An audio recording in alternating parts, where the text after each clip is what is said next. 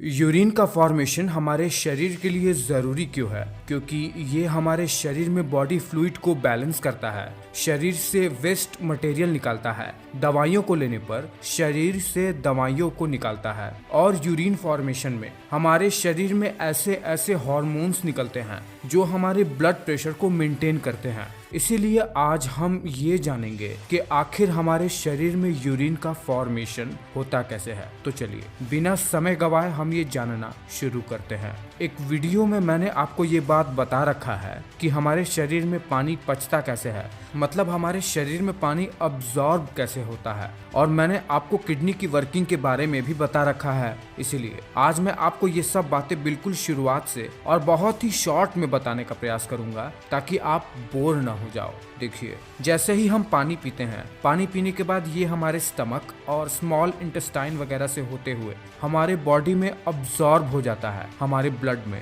फिर वहां से ये ब्लड जिसमें पानी होता है ये जाता है हमारी किडनी की तरफ। और मैंने आपको बता रखा है कि हमारे किडनी के अंदर हमारी किडनी का एक मेन फंक्शनल यूनिट होता है जिसे नेफ्रॉन कहते हैं। कहने का मतलब ये है कि किडनी के अंदर एक संरचना होती है, वही सारा काम करती है और उसका नाम नेफ्रॉन है। देखिए, ये नेफ्रॉन मुख्यतः दो भागों में बटा रहता है। एक होता है ये बोमेन्स कैप्सूल जिसके अंदर ब्लड आर्टरियोल्स की जाल बिछी रहती है जिसे ग्लोमेरुलस कहते हैं, और एक होता है ये पतले पतले रीनल ट्यूब्यूल्स जो कि कॉमन कलेक्टिंग डक्ट से जाकर जुड़ जाते हैं। हमारे शरीर में यूरिन का फॉर्मेशन 3 स्टेज में होता है, जिसमें से पहला होता है ग्लोमेरुलर फिल्ट्रेशन, दूसरा होता है रीअब्जॉर्प्शन और तीसरा होता है सिक्रेशन। देखिए, जैसे ही हमारे किडनी में ब्लड आता है फिल्टर करने के लिए, जिस ब्लड में बहुत सारे वेस्ट मटेरियल होते हैं, अननेसेसरी बॉडी फ्लूइड भी होती है, वो सबसे पहले तो किडनी के फंक्शनल यूनिट नेफ्रॉन के बोमेन्स कैप्सूल के अंदर जाती है।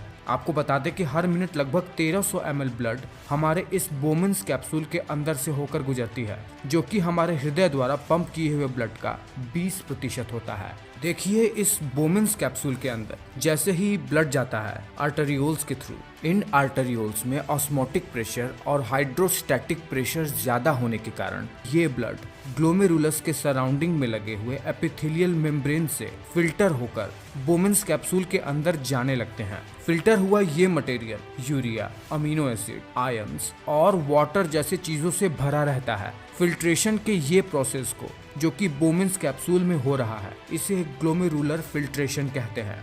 उसके बाद जैसे ही ये फिल्टर हुआ फ्लूइड बोमेन्स कैप्सूल के आगे की ओर इन रीनल ट्यूब्यूल्स में पहुंचते हैं, वैसे ही इस फिल्टर हुए मटेरियल में से 66% मटेरियल तो दोबारा से ही हमारे ब्लड कैपिलरी में रीअब्सॉर्ब हो जाते हैं। वो कैसे? दरअसल इन रीनल ट्यूब्यूल से ही ब्लड के बहुत ही पतले पतले ब्लड कैपिलरीज जुड़ी रहती हैं, जहां से वो मटेरियल जो अनावश्यक ही बोमेन्स कैप्सूल से फिल्टर होकर इस मटेरियल में आ गए थे, वो दोबारा से ही ब्लड में अब्सॉर्ब हो जाते हैं, जिनकी हमें जरूरत होती है। ये वाला प्रोसेस जिसमें दोबारा से बहुत सारे मटेरियल जैसे सोडियम वगैरह वो दोबारा से ब्लड में रीअब्सॉर्ब होते हैं, इसे ट्यूबुलर रीअब्सॉर्प्शन कहते हैं। लेकिन देखिए, ऐसा नहीं है कि इस रीनल ट्यूब्यूल्स में केवल रीअब्सॉर्प्शन की क्रिया ही होती है।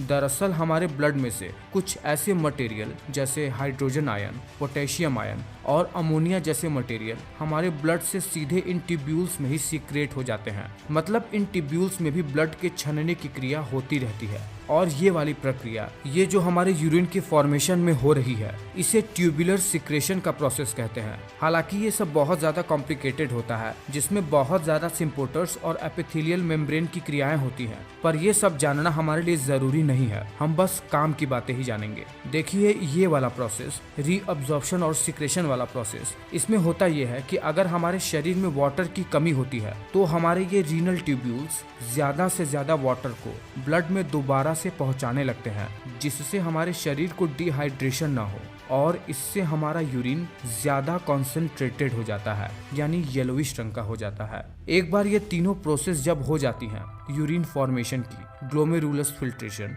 रीअब्जॉर्प्शन और सिक्रेशन की, तब ये जो यूरिन फॉर्म हुई है ये एक कॉमन कलेक्टिंग डक्ट में आ जाती है। फिर यहाँ से ये यूरिन हमारे किडनी के रीनल पेल्विस में आ जाता है, जहाँ से जुड़ा रहता है यूरेटर, जो कि एक पाइप जैसी संरचना होती है। और ये यूरेटर सीधे जाकर जुड़ जाता है हमारे यूरिनरी ब्लैडर से, जहां पर हमारे यूरिन को स्टोर करने की कैपेसिटी लगभग 700 से 800 ml तक ही होती है। और हमारे इसी यूरिनरी ब्लैडर से जुड़ा रहता है हमारा यूरेथ्रा, जहां से हमारा यूरिन बाहर निकल जाता है वॉलंटरीली जब हम चाहते हैं, जब हमें यूरिनेशन की अर्ज होती है। तो ये वीडियो आपको कैसा लगा है मुझे नीचे कमेंट करके बताना। अच्छा लगा है तो लाइक जरूर करना।